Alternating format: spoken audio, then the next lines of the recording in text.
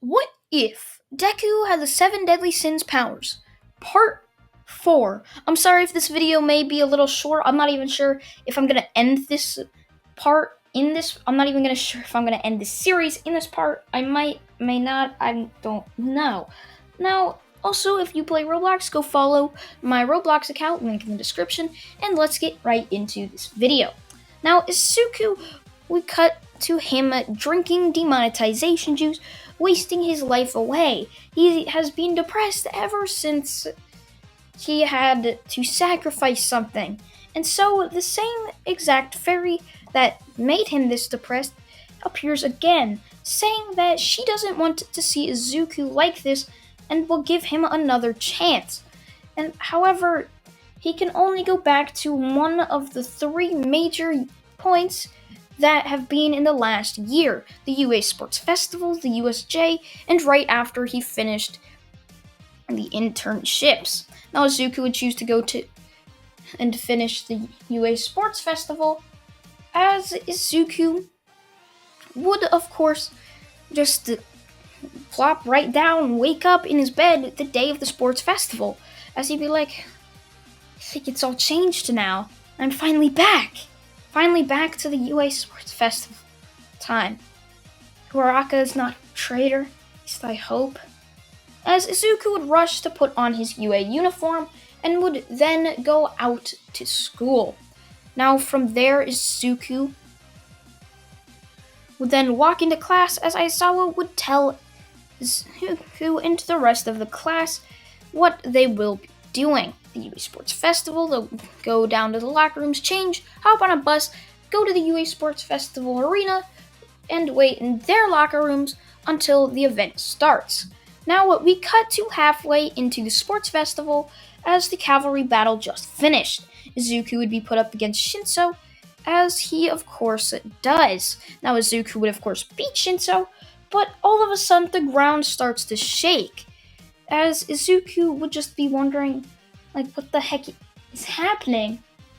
Only to have Izuku not on guard, for stupid reasons. Fighting Shinso didn't put him on guard, so he would end up just getting slammed in the head, being knocked out.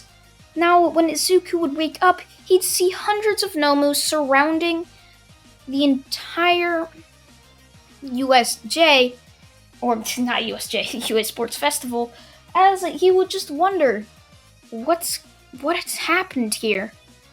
As he'd start to walk around, as he would then see a sight he couldn't forget. Just like he saw at the USJ, he would see Uraraka being smashed into the ground by a Nomu. This would cause Izuku to scream in absolute horror and anger, as he would then go into this rage mode, kind of like what happened when Meliodas, I believe, went into a rage mode when one of the Elizabeth reincarnations or something like that, I can't really remember, died. So yeah. So Izuku would then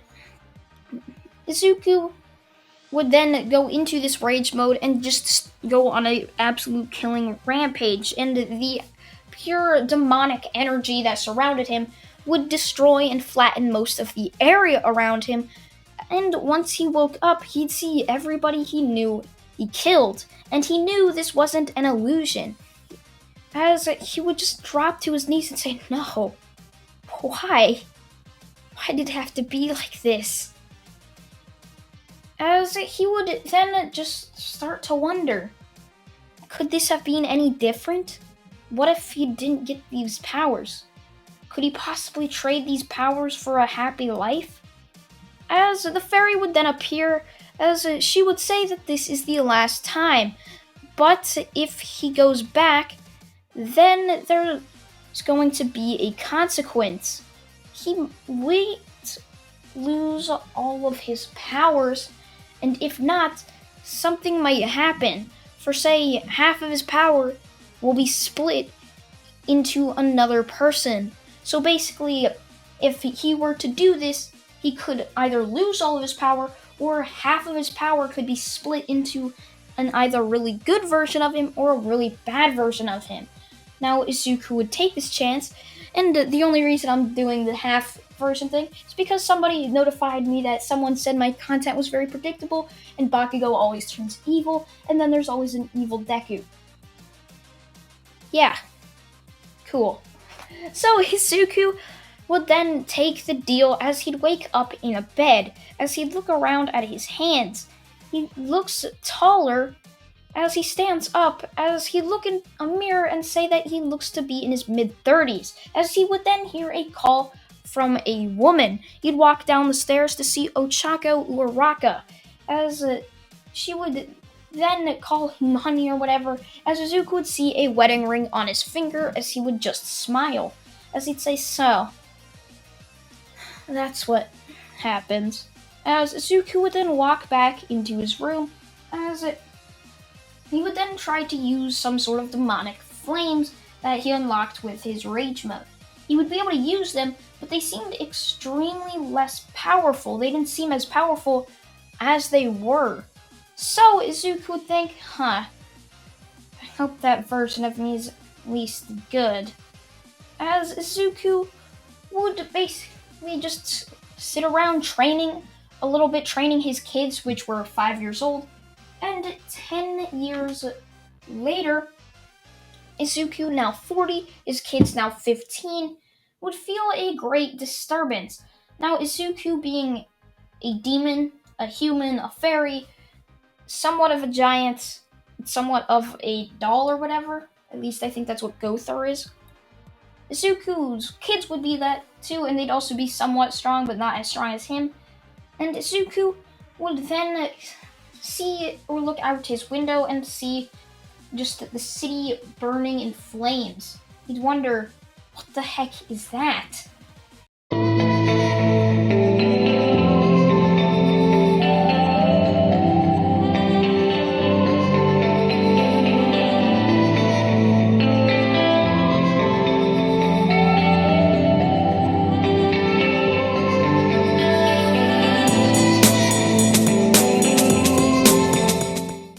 Unannounced ad break, yeah, I'm back from that.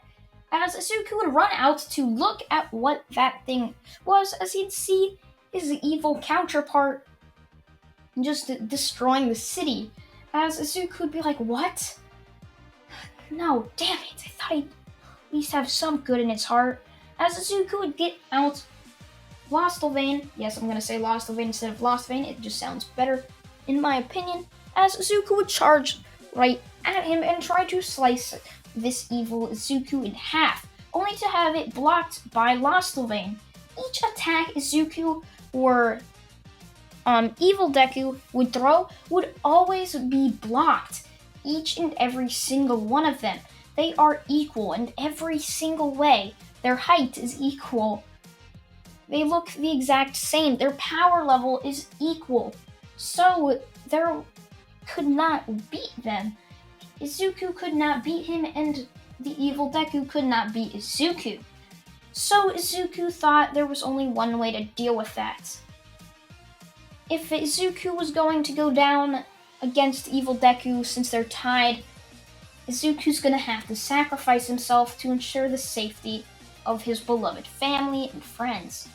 So Izuku would just charge at this evil Deku, and Izuku would just start floating up to space, not letting go of this evil Deku, as the evil Deku would start to struggle, but nothing would work.